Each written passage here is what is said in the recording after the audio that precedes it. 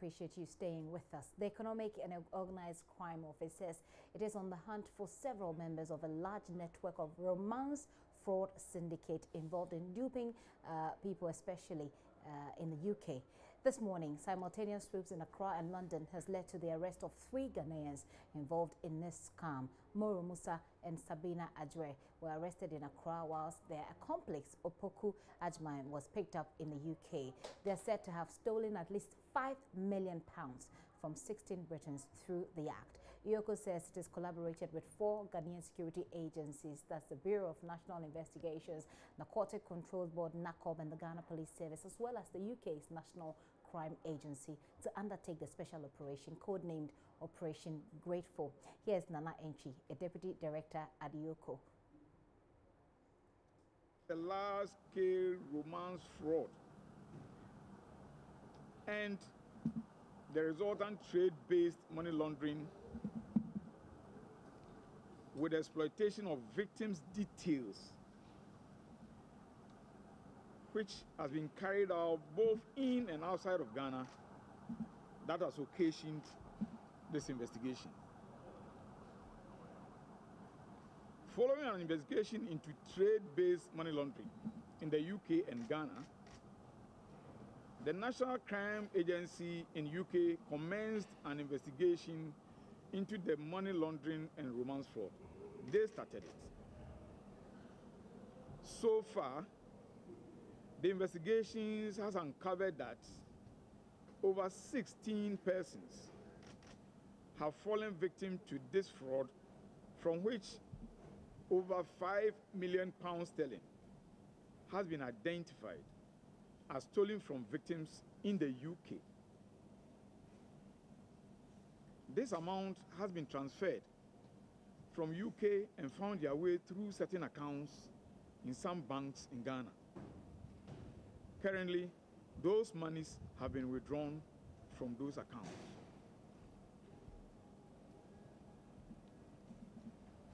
By way of explanation, romance scam is a particularly dangerous and vicious form of mass market fraud because it targets not only the victim's assets, but also abuses them emotionally.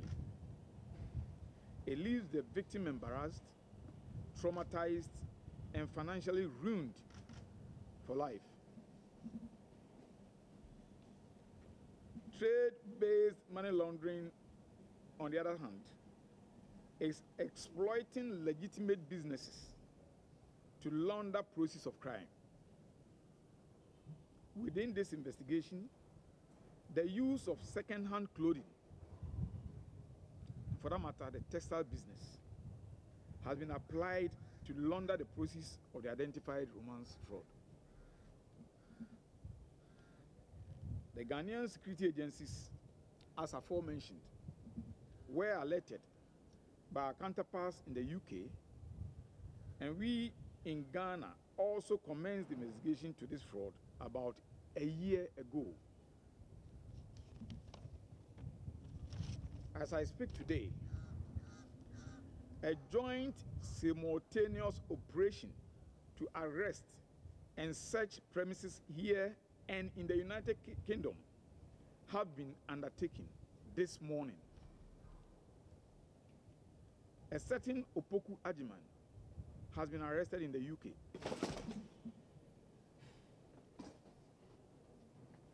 This investigation, as indicated,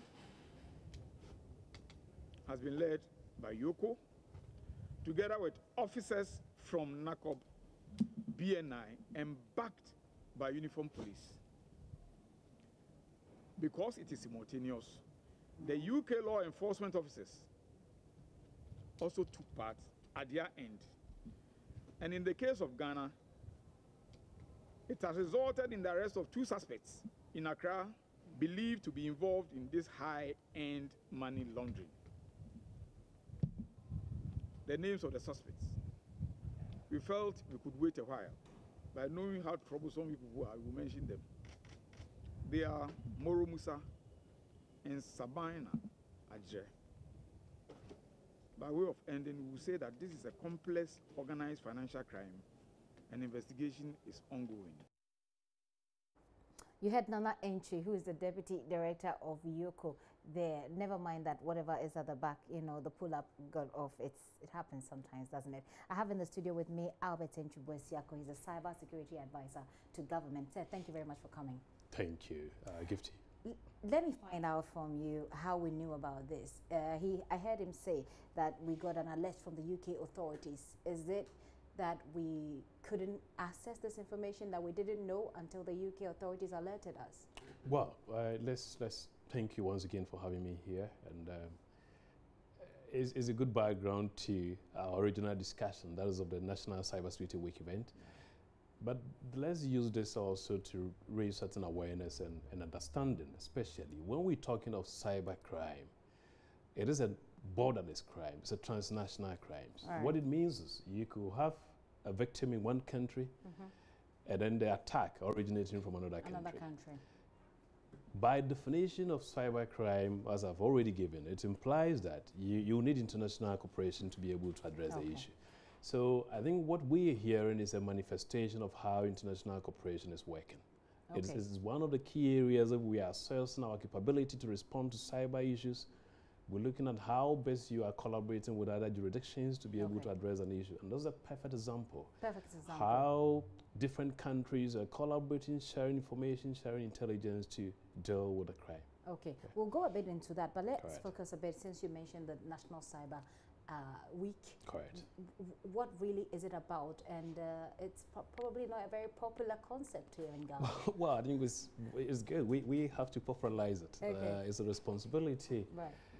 Not just on government, but within the whole country, to create cybercrime awareness or the awareness of cybersecurity issues. I think there are several gaps that we need to address. Let's speak about those gaps. Which gaps are we talking about? Well, awareness is one of them. You know, the various fraud schemes that perpetrators are using to defraud unsuspecting victims.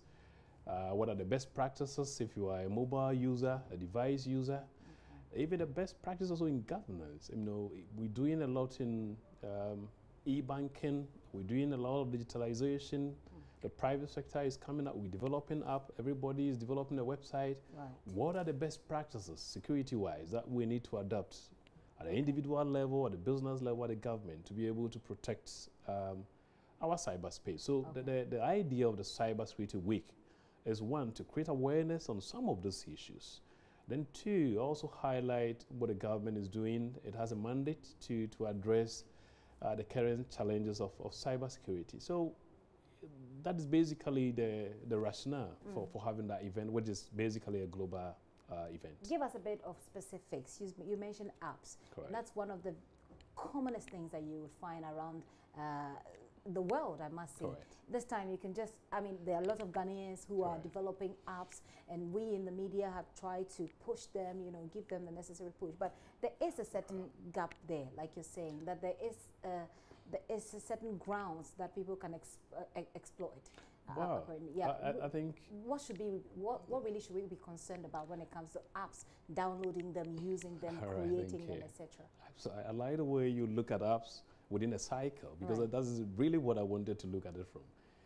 You know, when you take an app, there is a developer, the guy who sit down, do the coding to get you the app to use. Before you start developing, absolutely, you need to have certain understanding of what constitutes security. Because if you don't do things right, you could expose the users of that application, you know, you expose them to cyber threats and attacks.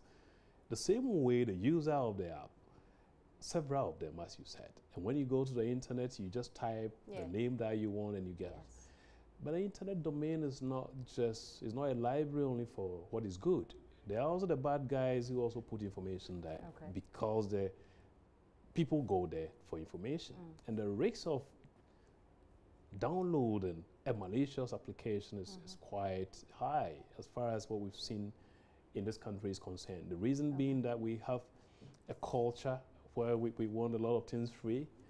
I'm not saying free things are not good. Oh, that's true, actually. But then it becomes, when you have such,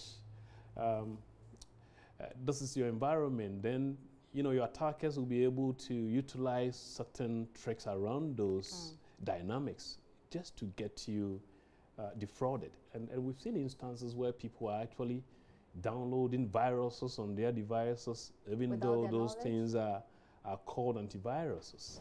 Oh, You know, wow. so these are some of the Okay. issues. What are that- the risks to individuals who download? I mean, I remember downloading about 2 apps. That's for, because every now and then something pops up on your phone and it tells you that Correct. your phone is at risk. So download so and so, and then you go and then you download. What's the level of risk we're looking Well, at you here? got to be very careful. I said, as the good guys are marketing, the bad guys are, is a business. You know, Okay. crime, as in cyber crime, is a business, and you follow what EEOCO presented. It's somebody's business. That means they are also marketing. Yeah. So, well, it may not, in your case, it may not be an attack targeting you and your smart device, but it's happened that certain, pop-up could come up on your device, asking you to play a game or just click this to download that. Right. The question is, do you know the very application that you are downloading? How do you know? How do you know? Maybe the Possibly you need rates, to, the right, you need ratings to on go and do a bit of review, visit Okay. the website of the developer, contact people on, a basic due diligence has to be done Basic on that due device. diligence. Exactly. Basic due Is that diligence. the minimum due diligence that as a user of a computer system you need to do, at least just to assure yourself. Just to it's assure right. yourself. So it appears that most of us are downloading malicious, like he calls it, malicious software. Is that what you Absolutely, said? there's malicious software. We need to look out for that. We'll be wrapping up this conversation say quickly, but let me find out one of the areas of gaps that you Correct. mentioned include the fraud schemes, which is what the typical example that we've just seen today. To what extent is this a problem? You are advising government now on Correct. cybersecurity, and what is government doing about it? Well, I think we need to be frank here. There shouldn't be any defense. Cybercrime is a big problem for our country. Whichever respect you see that, whether in business, at individual level, or in government. And I think that is a reality that those government, we've made it clear. And the Minister for Communication is pretty much aware of the background. It doesn't look good. It means that we got certain things that we need to address. At the institutional level, as a country, we need to have a strong institutional framework to be able to address the problems. So we're also looking at legislation. Ghana has got one of the brilliant legislations all over the world. And Council of Europe has done a good assessment on that, allowing the country to accede to the Budapest Convention. I'm talking of the Electronic Transactions Act. However, having legislation is one, operationalizing the legislation is another thing. We got a challenge, absolutely. We got to train the judges, the prosecutor, the investigators to be able to really operationalize the law, which has been passed, for quite a number of years now. We also have to look at technical measures. Ghana has to invest in cybersecurity. It's very important. Okay. Whether it's an individual, you bought a device and you know there are risks, there are viruses out there, you need to have your antivirus on to protect yourself. Okay. If you're a business, you're making money, you have an You need to obligation invest. to make money to invest in cybersecurity. A right. government also has a responsibility overall, leading national cybersecurity, implementation, making sure even within the government we're also doing what is right. So it cut across. It's a huge ecosystem, and I believe next week we're going to have a lot of players coming. Okay. International players are involved. I did mention about international cooperation, which is absolutely important in addressing the challenges that we have within our cyberspace. In terms of cyber fraud, when it comes to what the example that we just heard, Correct. like Sakawa, Correct. as they call it, is that different from what in your world you will see as technical sort of cyber fraud? Well, I think Sakawa is, if you speak to a technical person, they will tell that's the minimum, that's the basic level, yeah? class 1 kind of fraud. So as it is, Ghana is basically at the class 1 level of cyber fraud. That is what you know. There That's are what I certain know, ones that you right? don't see. Oh, wow. That possibly is affecting your own network, but you wouldn't be able to detect. Oh, dear. The bad thing is probably it looks like an HIV. You got it, but You don't until know. you have done Until you're a diagnosed. test, you wouldn't. So there are certain unseen cyber, attacks moving on our networks, people, sniffing on our network, obtaining certain information, Oh, wow. going and coming out. We do not see, and of course, we make a lot of noise when it comes to the financial motivated cybercrime. Yeah. But the others were people's data. Yeah. We got children whose, images are also being circulated on That's not social good. media. Absolutely. It's a big issue around child online safety. That's a big thing there. You got certain critical databases, and that is where our concern is. Where I sit in terms of advice to government, if you look at the ecosystem, digitalization, we're going to have a national identification system. You're going to have a digital addressing system, right? You're going to have you actually gotten paperless port. Well. You have possibly e-procurement. So are we exposing ourselves to a lot of cyber threats? Well, hang on, Gifty. No, there is a global, movement toward digitalization. I mean, if you take the United Nations Sustainable Development Goals, I think the Pillar 9, it promotes innovation. Okay. But at the same time, it also requires countries to be able to secure their infrastructure. And I think that's the direction that Ghana is taking. Okay. If you've been around within the last few months, you hear a lot of talk on digitalization, Digitime, and others. Yeah. My responsibility in leading government effort is to make sure we complement that with appropriate cybersecurity. Appropriate cybersecurity. Okay. And there's still a lot on my mind, a lot of questions that I really want to ask, and a lot of things that I feel that I'm ignorant about, and that we need a lot of schooling on that. But it appears we don't have a lot of time on our side, and maybe we may have to bring you in another time if it's good. But let me take your final words. Do you have any thoughts about what the police, the EOCA, for example, has just done, putting out this information out there and saying that there is a bigger syndicates out there that are, defrauding people or asking them to bring in money, etc. When you put out such information, would you, as a cyber analyst who sits back and look at the system, do you think it's a wise decision? Wouldn't it put the people, some people in danger, and actually let these people who are perpetuating this crime stay away for some time so you don't get to catch them? All right. Within the operations of the security law enforcement agency, there is always that balance that you need to. On one hand, you need to communicate to the people, because what has happened is a big awareness, as to what is happening. So when you're on the dating site, you got to be very careful that they are not only genuine, prospective partners, but there are also equally other crooks who are there. So to some extent, it does serve a purpose in terms of the citizens being aware, not just to show what they are doing, but really to tell the problem as it is, right? However, as you rightly mentioned, we release this information when you are quite comfortable, that you are at the end of your case. I believe, as I'm saying, I know UCO, I know the Deputy Director, I believe with his experience, his background, he might have done the needed risk assessment before putting that information. Normally, it is done everywhere, in every jurisdiction, just that it's based on certain risk assessment. If the risk is high, that possibly the people you are investigating are going to go underground, then you don't do that. I believe they've done that. It's a basic rudiment, rule of engagement for that practice. Right. And in your world, do you appreciate spirituality? Because in terms of these cyber crimes, there's a thought that they consult all kinds of deities, whatever, and make sure that they influence those they're chatting with, etc. Do you appreciate that? I have to be very frank with you. I'm a scientist, and I wouldn't like to go into metaphysics.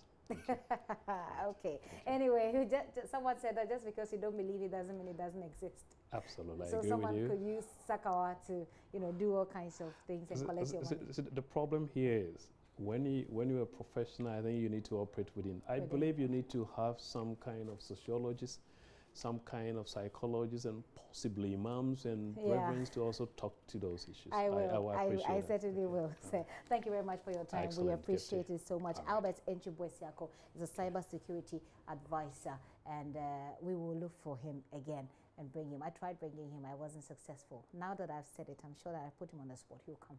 All right. Thank you very much for coming.